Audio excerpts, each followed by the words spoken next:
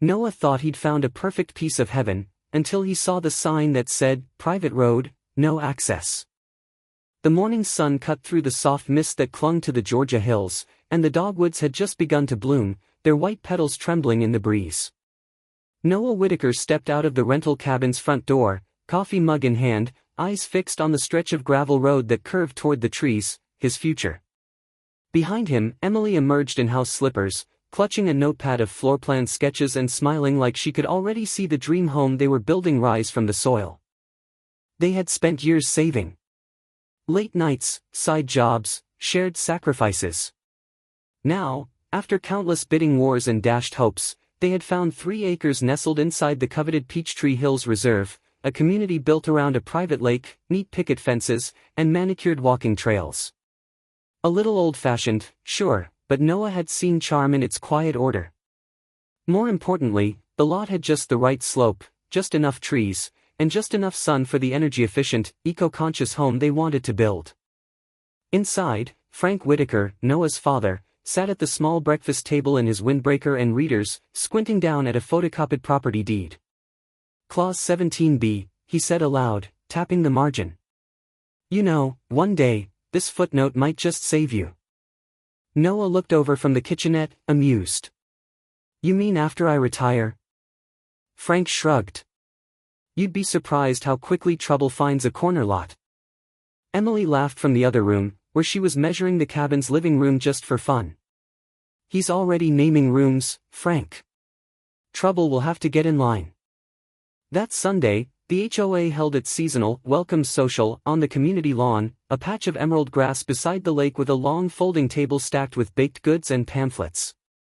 The smell of peach cobbler drifted through the air, and someone was already strumming a guitar from under the gazebo. Children darted between lawn chairs while older residents exchanged recipes and gardening tips. It felt, Noah had to admit, almost idyllic. Karen Brewster, HOA president, approached them in a pale blue cardigan, clipboard in one hand, smile fixed but distant. "You must be the Whitakers," she said, already scanning her list. "You're renting one of the cabins for now?" "Yes, ma'am," Emily replied warmly. "Until we start building on lot 7B. Karen's pen paused mid-checkmark. "That's the parcel off the Northeast Trail, isn't it?" she asked, her voice still light but her tone sharpening slightly. "Yes," Noah said. "Right between the pines. Beautiful spot." Karen gave a faint smile that didn't quite reach her eyes. "Indeed. Very secluded." She moved on, offering only a brief, "Enjoy the cobbler," before addressing another neighbor. Noah stood silent for a beat, watching her retreat with a small knot forming in his stomach. Later, while Frank lingered by the dessert table, swapping stories with a retired pharmacist named Dale, he heard someone say, "Appreciate you, friend," as they handed over a plate. Small courtesies, shared desserts, everything about Peachtree Hills seemed wrapped in sweetness. But Noah couldn't shake the cold breeze that had passed with Karen's gaze. 1 week later, returning from a hardware store trip, Noah slowed his truck at the mouth of the narrow road leading toward their lot. His brow furrowed. A new wooden post stood there. Hanging from it, in freshly stenciled red letters, a sign read, "Private road, no access without authorization." He stepped out, approached it slowly, then looked at the wheel tracks embedded in the gravel. No construction equipment. No warnings had been given. The road hadn't changed, except now, it no longer welcomed him. That evening, the 3 of them sat at the rental cabin's table again. Frank flipped through the deed once more while Emily scrolled through her email on a laptop. "Nothing from the HOA," she said, puzzled. "No alerts. No updates." Noah's jaw tensed. "I'll give them a call tomorrow. Maybe it's a temporary thing. Maintenance or..." A sharp knock interrupted him. Frank got up and opened the door to find a courier in a navy windbreaker holding a padded envelope. "Certified delivery for Mr. Noah Whitaker," he said. The return address was the HOA office. Noah signed without speaking. Inside the envelope was a formal letter, printed on official HOA stationery. "Dear Mr. Whitaker. Per Regulation 4.6 of the Peachtree Hills Covenant and Easement Agreement, you are hereby instructed to cease and desist all usage of the private access road bordering Lot 7B, effective immediately. Failure to comply may result in fines or legal action. Emily looked up at him, stunned. What? Noah reread the letter and muttered, but this is the only way in. Frank folded his arms. They've picked the wrong deed to challenge. If you want to find the truth, follow the footnotes. Frank stirred his coffee in the chipped white mug that had seen better decades, the kind only a small-town diner would still use without apology. The Peachtree Diner was his kind of place, no menu updates in years, paper placemats with crossword puzzles, and the same server who remembered he liked his eggs over medium and his hash browns with a little crisp. This morning, though, Frank wasn't flipping through the paper. He had a stack of HOA pamphlets spread across the Formica table and a yellow legal pad filled with scribbles that would have made a CPA sweat. Some rules say more in silence, he murmured, drawing circles around a footnote that appeared, oddly, in the same place across multiple pages. A habit from his banking years, if something repeated quietly, it meant someone didn't want it noticed. Across from him, Noah nursed his own coffee, silent, brows knitted. Emily had just forwarded him the updated community regulations she pulled from the HOA website, and he couldn't reconcile them with what the deed seemed to allow. Dad, he said finally, do you think they knew when they sold us the lot? Frank looked up. Depends who you mean by they. Karen? I'm sure she knew. But knowing and proving are two very different things. The HOA meeting that evening was crowded but stiff, the kind of gathering where everyone greeted each other with smiles and whispered suspicions. A table near the back held decaf coffee, 2 boxes of supermarket cookies, and a cork bulletin board labeled Community Concerns. Noah pinned up a polite request, seeking clarification on access to Lot 7B, please advise. Karen opened the meeting with scripted cheer. We're here tonight to celebrate our thriving community and maintain the standards that make Peachtree Hills a place we're all proud to call home. There were nods. One man clapped once and stopped when no one joined. When questions were allowed, Frank raised a hand.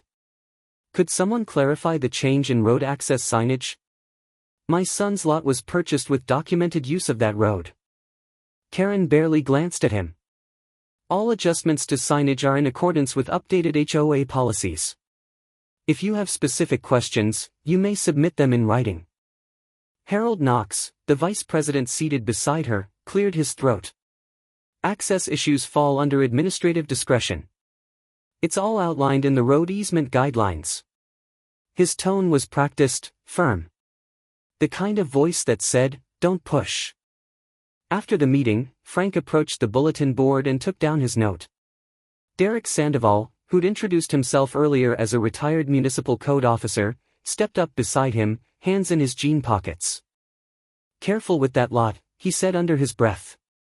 Karen changed the access policy right after she closed on the parcel next to yours.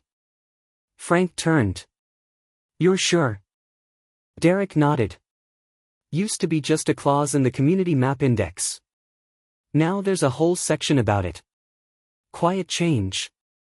Real quiet. The next morning, Frank and Noah stood shoulder to shoulder at the county records office downtown. The air smelled like cardboard and dry ink.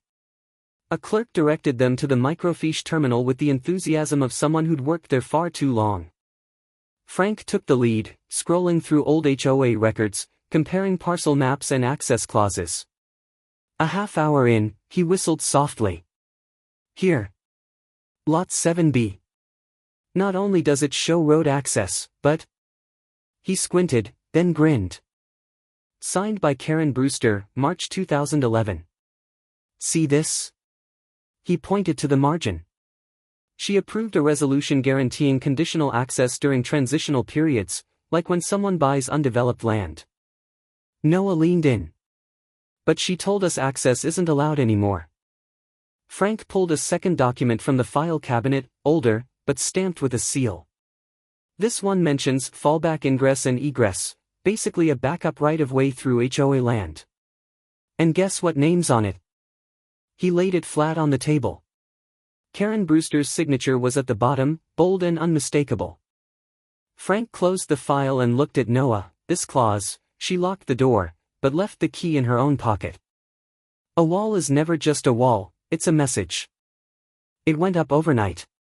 Bright orange barricades stretched across the narrow dirt path leading into the pines, where the morning mist still clung low to the underbrush.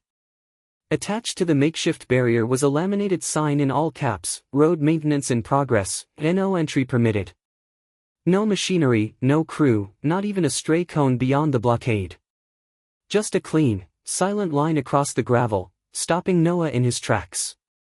He sat in the cab of his truck for a full minute, engine idling, staring through the windshield like the barrier might vanish if he blinked slowly enough.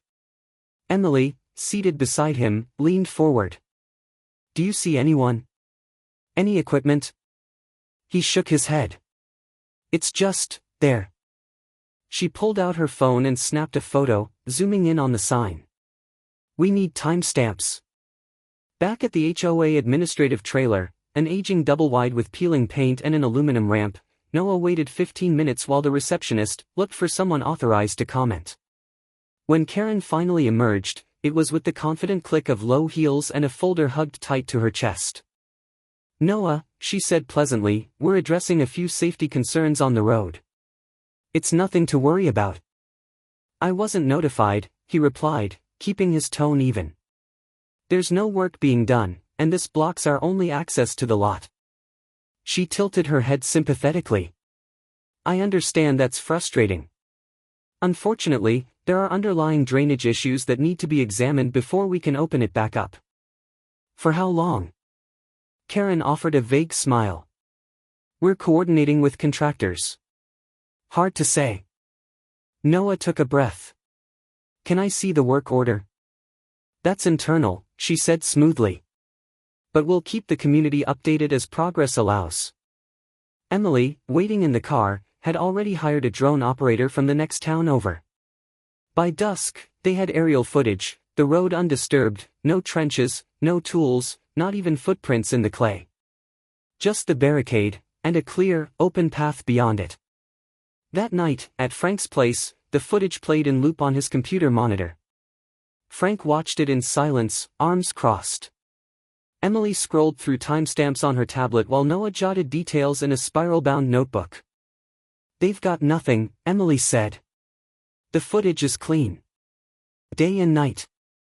Frank nodded. "And that means Clause 17B is in play."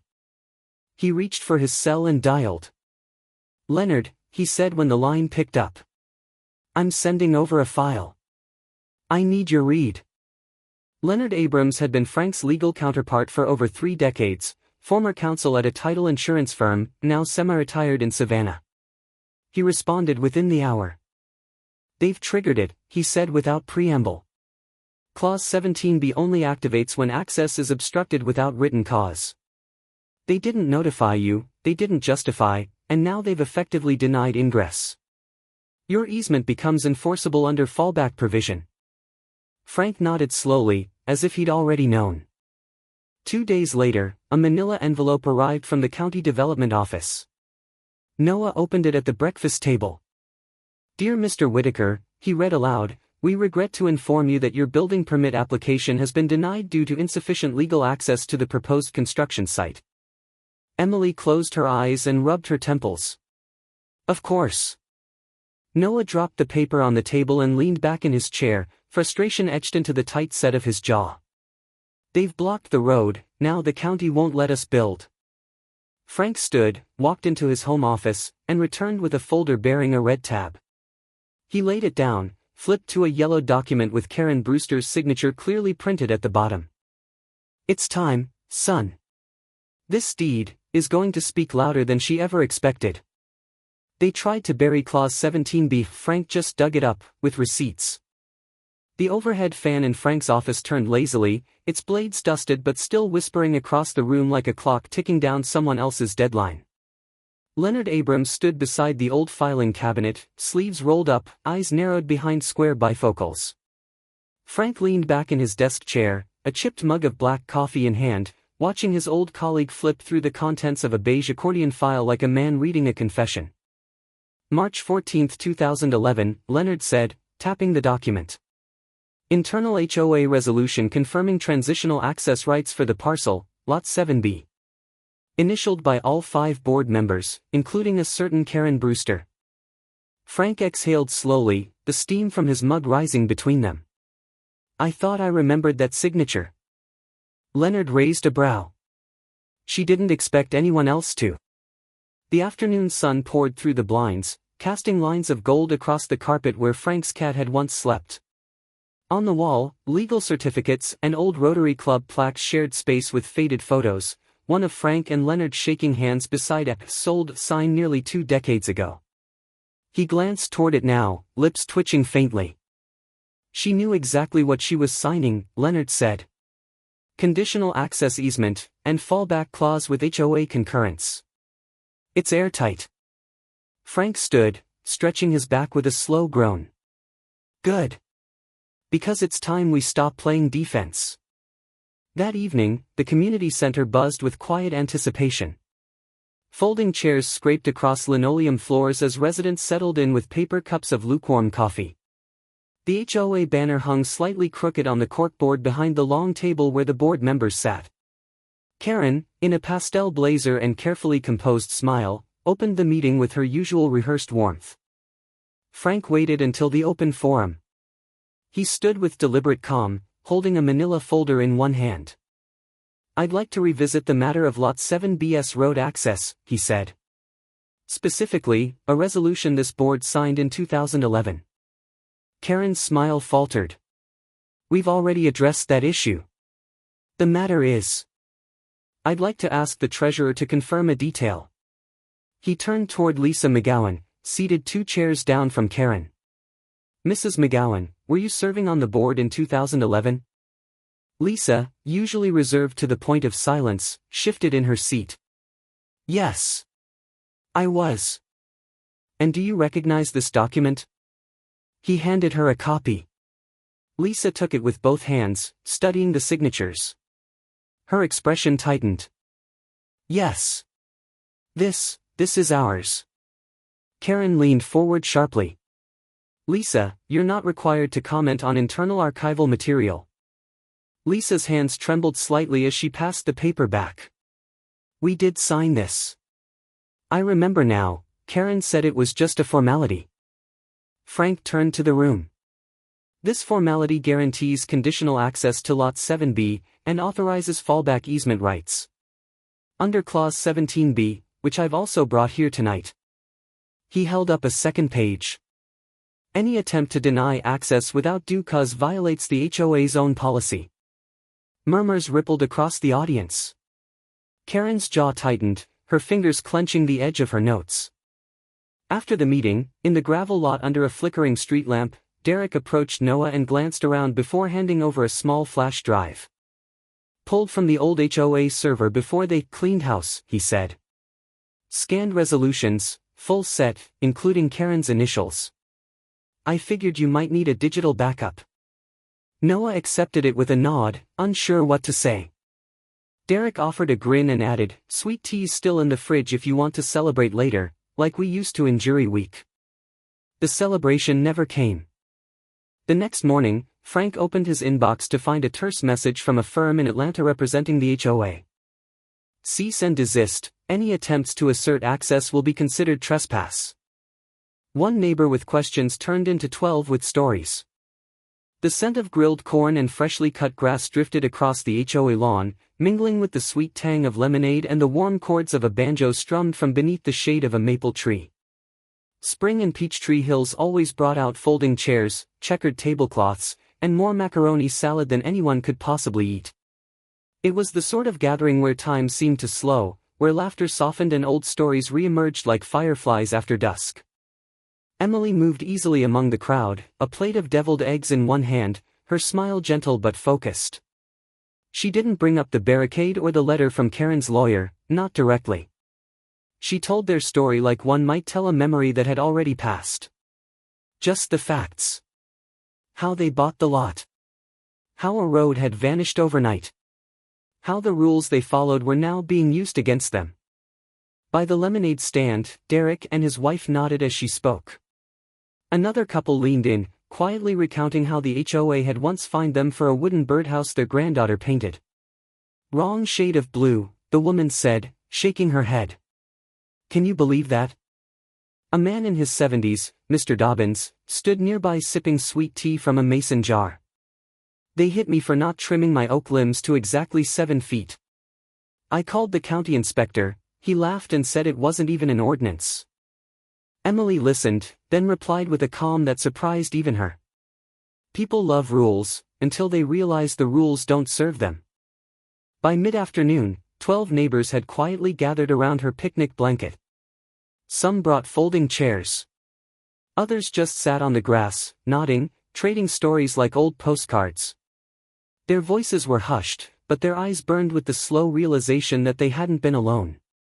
Near the community bulletin board, Karen stood stiffly in a pressed yellow dress, pretending to laugh at a joke she clearly hadn't heard. A new flyer had been posted behind her, clarification regarding road rights. The print was dense, legalistic, full of citations that sounded official until someone who understood them read past the first paragraph. It quoted county codes out of context and cited HOA policies that had been replaced years ago. The document didn't convince, it warned. Later that evening, back at the Whitakers' rental cabin, Frank sat on the porch sipping coffee while children down the hill shouted through a sack race finish line. The glow of string lights twisted through the porch railing. Emily leaned back beside him, bare feet propped on the second step. Noah stepped out with a fresh stack of printed emails, a highlight pen behind his ear. "You know," he said, "we came here to live simply." Frank chuckled. "You ever notice how complexity tends to find people with a plan?" A car door clicked shut nearby. Lila Brewster stood at the edge of the walkway, hands clasped. Noah approached cautiously. "I think my mom knew what she was signing," she said, voice low. "I saw her review the documents years ago, and she laughed. Called the clause quaint." He blinked. "Do you think she realized it would come back?" Lila looked away. "I don't know. But I'd like to talk sometime. I have things I think you should see." She walked off before he could respond. That night, long after the porch lights dimmed and the buzz of spring crickets settled into rhythm, Noah stepped over a plain white envelope slid under the door. Inside were printed email threads, grainy but legible. One subject line read: "Delay him. He'll fold." It wasn't just in the fine print. It was in the letter Karen hid. The library smelled of dry paper and floor wax. The archive room, tucked behind a creaky door marked historical documents, held drawer after drawer of forgotten agreements and aging newsletters. Under the soft glow of a desk lamp, Lila Brewster slid a manila envelope across the table, her fingers hesitant. "I found this in a file cabinet in Mom's old sewing room," she said quietly. "I think it's the original." Frank took the envelope, brows furrowed. He opened it with the care of someone disarming a trap. Inside was a 2-page letter dated 2002.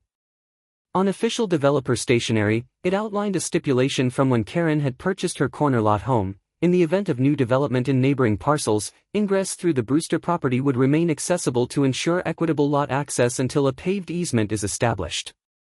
Frank's jaw tightened. "This is a legacy letter," he said, tapping the page. "Developers used these before HOAs tightened their covenants. It's rare, but it's enforceable." Noah leaned in, scanning the old-school font and watermark. "This gives access rights, through Karen's lot." Lila nodded, not looking up. It was buried in a cabinet labeled holiday stationery. "I almost didn't check it." Frank sat back in his chair, letting out a long breath. "She's not just stonewalling you.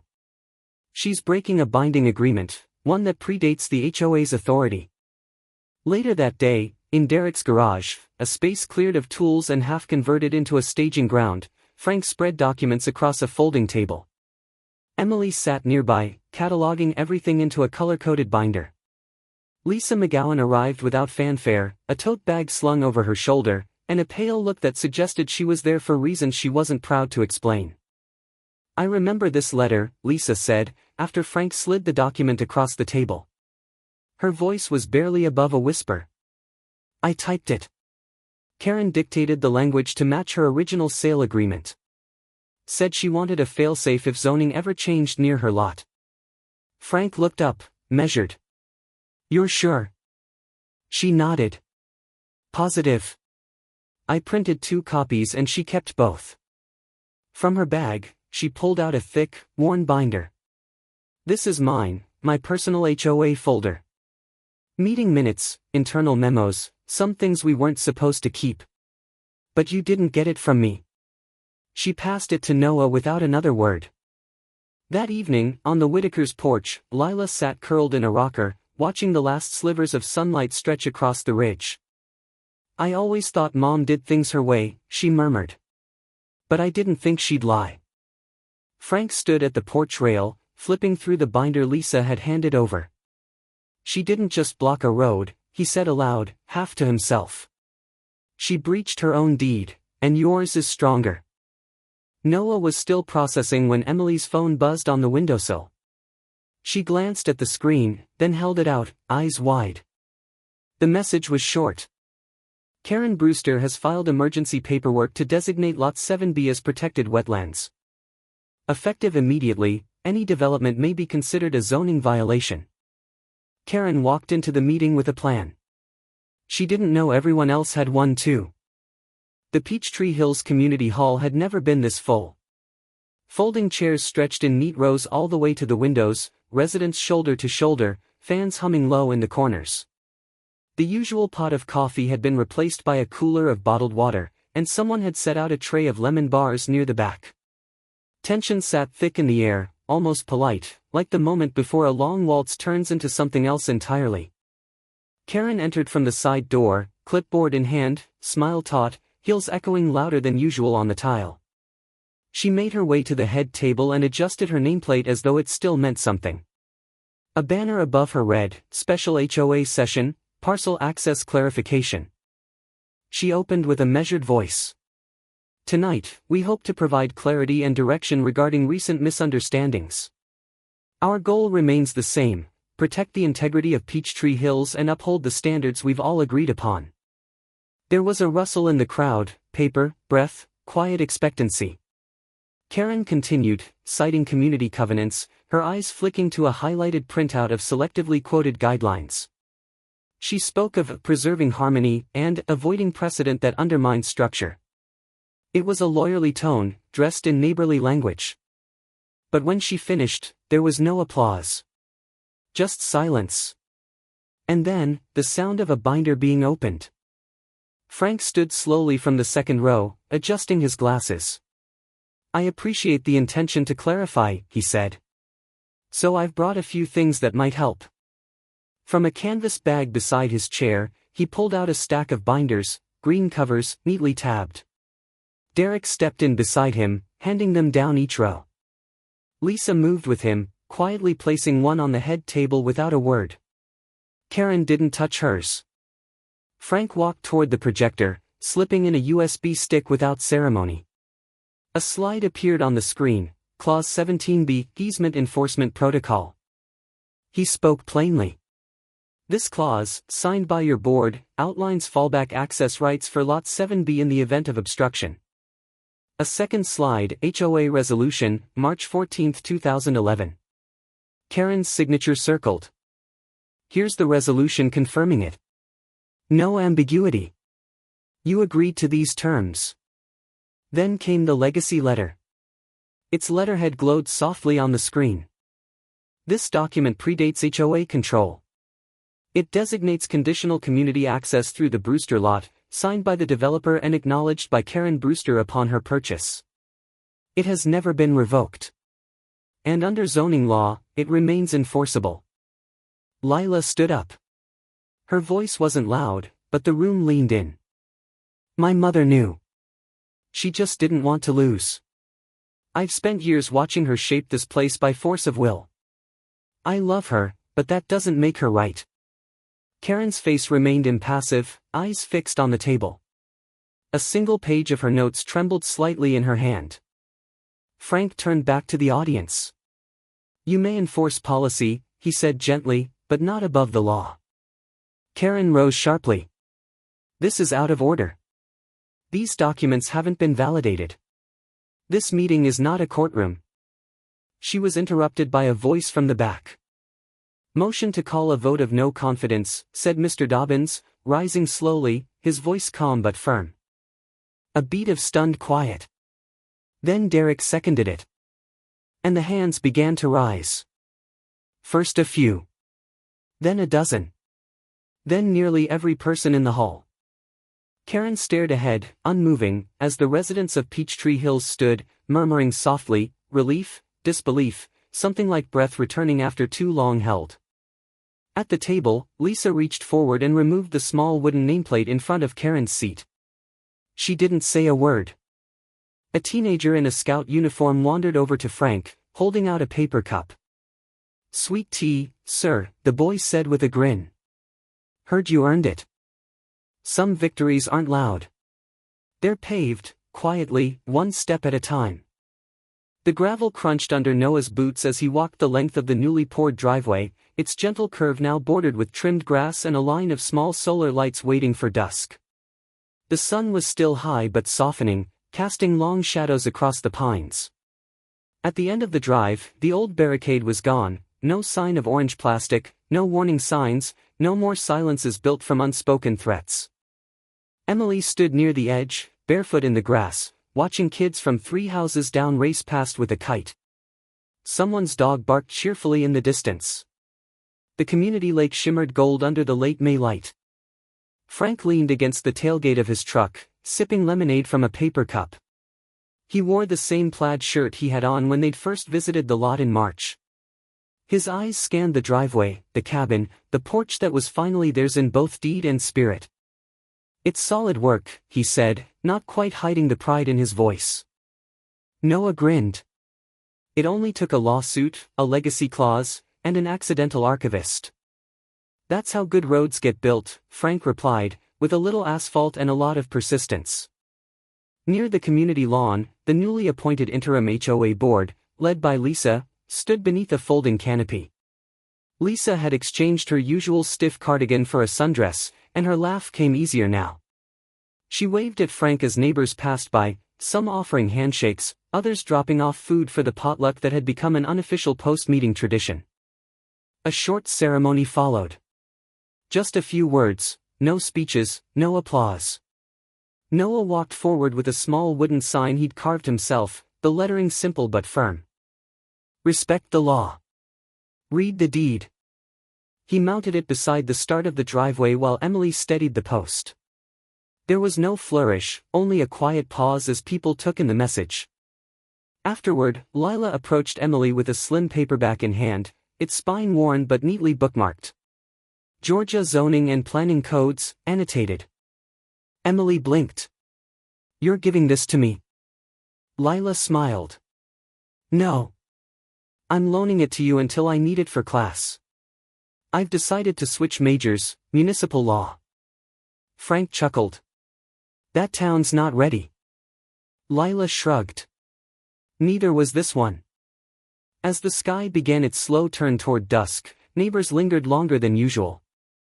Conversations stretched across driveways. Someone set up a portable speaker and played an old Sam Cooke song. Laughter drifted from the direction of the community garden, and 2 retirees compared notes on tomato varieties under the porch light. Back at the cabin, a plain envelope had been slipped under the screen door. No return address. No postage. Just Noah's name in simple block letters. Inside was a copy of the original legacy letter, the one they had already seen, and a brief note on cream stationery. Sometimes we lose what we try to keep too tightly. CB. Noah stared at it for a long moment, then passed it to Frank. Want to frame it next to the deed? Frank folded the note once, then smiled. Only if we put it behind glass. For the glare. As the last of the sunlight slid across the lake, Emily joined them on the porch. A breeze moved through the trees, carrying with it the scent of cut grass and new beginnings. Children's voices rose and fell, and from somewhere nearby came the faint sound of someone humming a hymn. The long road had been reclaimed, and with it, a quiet kind of peace. On a quiet evening in Georgia, the driveway was just a ribbon of pavement, but to those who had walked the long road to reclaim it, it was something more. It was proof that patience, truth, and community still carried weight in a world too often shaped by control and silence. When neighbors come together, even the firmest grip of power can be loosened by a simple, shared truth. Because in the end, rules aren't meant to trap us, they're meant to serve us all. Like sunlight finally breaking through tall pines, justice doesn't need to shout to be heard. 4-0